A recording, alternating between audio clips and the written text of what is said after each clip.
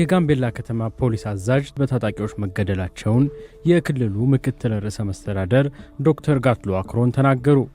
ዶክተር ጋትሎዋን ባለፉት ጥቂት ቀናት በተፈጸሙ ተከታታይ ጥቃቶች የሌሎች በርካታ ሰዎች ሕይወት ማለፉን ለቢቢሲ ተናግረዋል። ምክትል ርዕሰ መስተዳደሩ ከሰሞኑ ጥቃቶች ጋር በተያያዘ ተጠርጣሪዎች በቁጥጥር ስር መዋላቸውንም አክለዋል። የክልሉ መንግስት ባወጣው መግለጫ ለጸጥታ ሥራ ተመድበው ከሚሰሩ አካላት ውጭ የጦር መሳሪያ ይዘው የሚገኙና የሚንቀሳቀሱ ግለሰቦች እንዲሁም ቡድኖች ላይ የጸጥታ አካላት አስፈላጊውን እርምጃ እንደሚወስዱ አስታውቀዋል። ምክትል ርዕሰ መስተዳደሩ ዶክተር ጋትሎዋክ የክልሉን ወቅታዊ ሁኔታ ለቢቢሲ እንዲህ አብራርተዋል። ምናልባት ያው መረጃዎቹ ገና ያጣራን ስለሆነ የከተማው ቅርብ ጊዜ የተከሰተው መጀመሪያ የባንክ ማኔጀር ነበረ ጥቃት የደረሰበት። ከዛ በሁለተኛ ቀን ወይ በሶስተኛ ቀን ነው መሰለኝ ያው ማጣራት የሚያስፈልግ ከዛ የቆም የእንትን ተደርጓል። የአዛዥ ማለት ነው የጣቢያ አዛዥ። በዛን ቀን የባንኩ ማኔጀር ሲገደል መንገድ ላይ ሁለት መኪና እዛው ላይ የሆነ ሰዎች በሁለት መኪና ላይ አምቡላንስ እና የወረዳ ፒካፕ ጥቃት አደርሰዋል። ከተማ ውስጥም የባንኩ ማኔጀር ተገደለ። እዛው ከላሬ ወደ ገንቤላ ከተማ አቦል ደርሶ ወደ ገንቤላ ከተማ ሊደርስ ሲል ሁለቱ መኪናዎች ጥቃት ደርሶበታል። ሰው ሞቷል፣ የቆሰሉም ነበሩ። ከዛ የተነሳ ነው እንትና የተገደለው አዛዡ ማለት ነው። ማን ይባላሉ አዛዡ? ስማቸው የፖሊስ አዛዡ የፖሊስ አዛዡ ቼክ ማድረግ ይችላለው። ሞድ ነው የእንትን አገኝታል። የባንኩ ማኔጀር አላገኘሁም። ስማቸው እሱም ማን ይባላሉ? ኩቺው ይባላል። ስለዚህ በዛው ነው እና የአዛዡ በመግደል ከዛ በኋላ የወጣቶቹን ተነስቶም የብሔር ብሔረሰብ አታክ በማድረግ ዛሬ ጠዋት በዛ ነው ብዙ ግጭት የነበረው። ወደ ብዙ ቦታ ሄደ።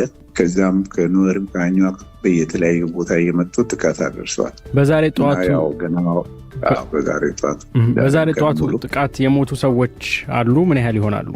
እሱ ገና አልተጣራም። ያው መረጃውን ገና አልደረሰንም። ግን የሞቱ ሰዎች እንዳሉ አውቃቸዋል? ያው ይኖራሉ ገና፣ ግን ያው ማጣራት ላይ እናደርጋለን የሚል ነው። ባለፉት ተከታታይ ቀናት በተፈጸሙ ጥቃቶች በድምሩ ስንት ሰዎች ናቸው የተገደሉት? ያው ስታቲስቲካሊ አልሬዲ ስላልሆንኩኝ መረጃ እንትና ኮንፈርም ማድረግ እችላለሁ። ግን ያው በመኪና ላይ ያኔ ሁለቱ መኪና ላይ ወደ 4 ሰው ሞቷል በመኪና ላይ። ከዛው ከተማ ውስጥ የተገደለው 5ኛ ነው። እነዚህን ጥቃቶች የሚያደርሱት እነማን ናቸው?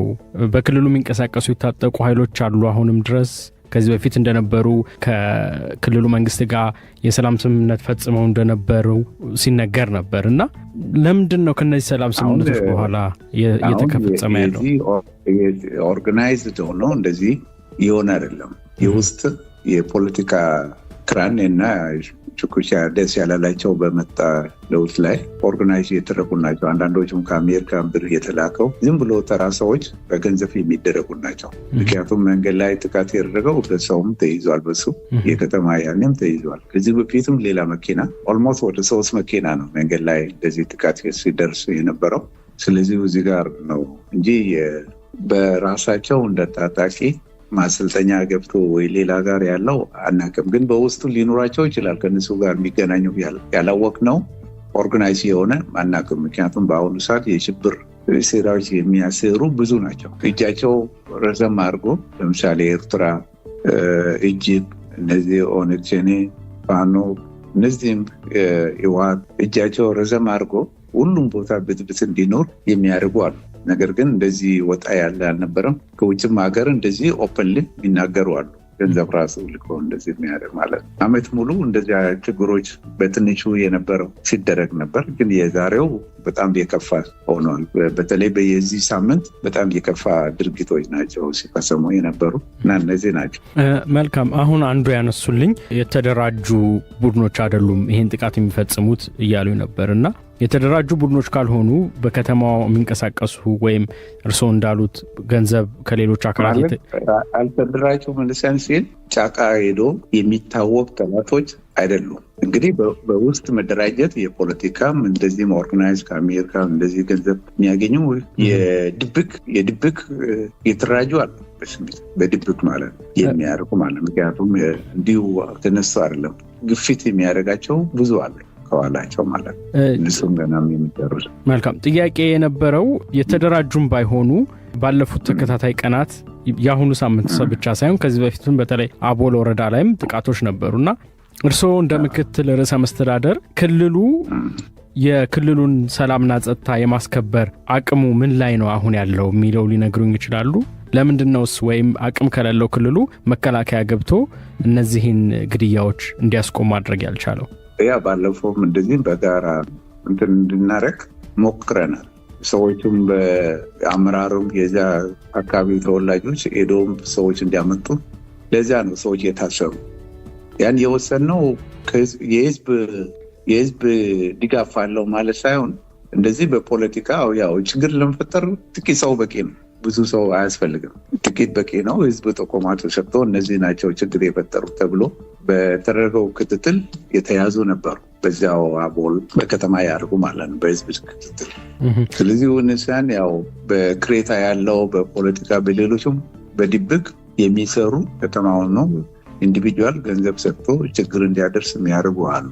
የኔ ጥያቄ ለምንድን ነው መቆጣጠር ያልቻላችሁት?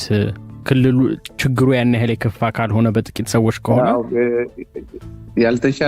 ያልተቻለበት ምክንያት እንደዚሁ ተደራጅቶ አንድ ቦታ የሚቀመጡ ስላልሆኑ ያው ከኛ ጋር ሻይ ይጠጣሉ፣ ቁርስ ይበላሉ።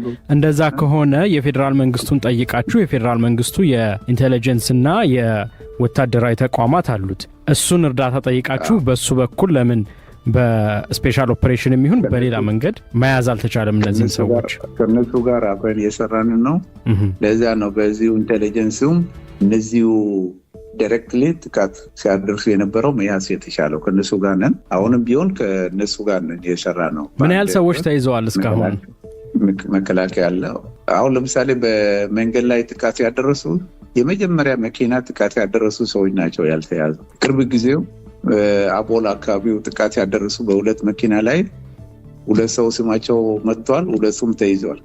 ከተማ ውስጥ ፖሊስ አዛዡን የገደሉት ሰዎች ተይዘዋል። የፖሊስ አዛዡ አልተያዘም። የባንክ ማናጀሩ ተይዘዋል። ዛሬ ጠዋት የነበረው ግድያ ላይስ?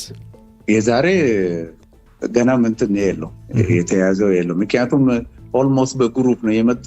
በግሩፕ መጥቶ ጥቃት ያደረሱ ነው። ገና ወደ መለየቱ ቦታ ኢቨን መከላከያ ነበረው፣ ፌዴራል ፖሊስ ነበረው፣ አልቻሉም። እነሱ ለማገላገል ማለት ነው አልቻሉም። በሁለቱም ግሩፕ እዛው በቃ ፌዴራል ፖሊስ መከላከያው እኛ የወሰንነው ምናልባት የክልሉ ፖሊሶች በዚሁ ጉዳይ ላይ ስለሚጠረጠሩ መሳሪያ እንዲያስረክቡ አድርገነዋል። ፌዴራልና መከላከያ ብቻ እንዲሰሩ።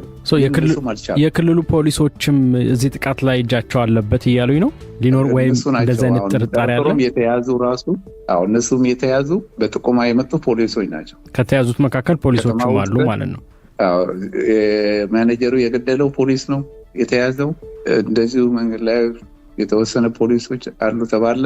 የትላንትና የያዛቸው የገደለው ፖሊስ ነው እየተጠረጠረ ያለው።